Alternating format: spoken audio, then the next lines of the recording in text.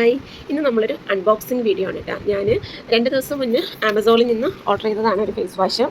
Chemist at പ്ലെയിൻ്റെ brightening boost face wash കേട്ടോ. ഈ ഒരു ബ്രാൻഡിൽ തന്നെ കുറേ വേരിയൻറ്റ്സ് ഉണ്ട്. നിയാസിനമൈഡ്, പിന്നെ അതുപോലെ തന്നെ സാലിസൈലിക് ആസിഡ്, അങ്ങനെ കുറേ വേരിയൻറ്റ്സ് ഉണ്ട്.